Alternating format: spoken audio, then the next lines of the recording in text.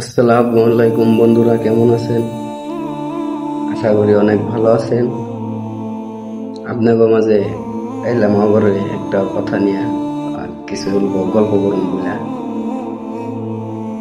তো ইনশাল্লাহ আমি অনেক ভালো। কথাটা হলো কিছু আপন মানুষকে নিয়ে। আপনি এই পৃথিবীতে যতই আপন আপন করেন না কেন, আপনার আপন কিন্তু কেউ হবে না। আর এটা আমার কোনো কথা না, কারণ এই পৃথিবীতে আপন বলতে এক আল্লাহ ছাড়া আপনার আর আপন কেউ হয় না, দুসরা কেউ।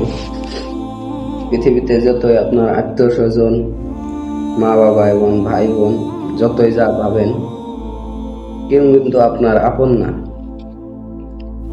সবই হচ্ছে আপনার যা যার স্বার্থ নিয়ে আপন। আপনি আজকে ভালো কামাই রোজগার করতেছেন, টাকা পয়সা কামাইতেছেন, তাই বলে আপনাকে আপন করছে। যখন আপনার কোনো কামাই রোজগার থাকতো না, হয়তো আপনি কোনো টাকা পয়সা কামাবেন না, তখন দেখবেন যার যার রূপটা সবাই দেখাই দিব, তখন তার তার আসল রূপটা।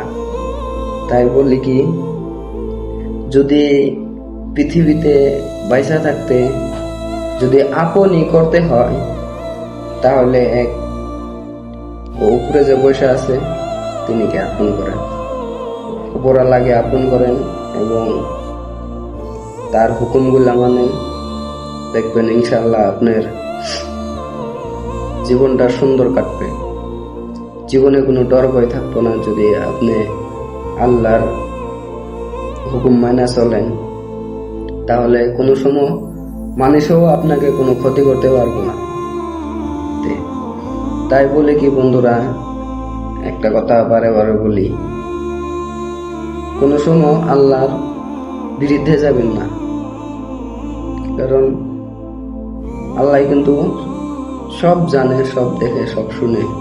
আমরা হয়তো না দেখলে কি হলো, আপনি যাই করেন না কেন আল্লাহ কিন্তু সব দেখে। তাই বলে কি, এই পৃথিবীর মায়া ছেড়ে দেন, দুনিয়ার মায়া ছেড়ে দেন। এই যে দুনিয়ার টাকা পয়সা যতই যা করেন, এগুলা কদিনকার, মরার পরে কিন্তু সব থিয়ে যেতে হবে। তে নেক্সট ভিডিওতে আরো কিছু বলবো। ভিডিওটা বহুত লম্বা হয়েছে, তো আপনারা সবাই ধৈর্য সহকারে ভিডিওটা দেখে যাবেন ইনশাল্লাহ।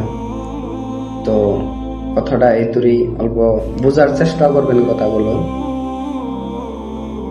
তে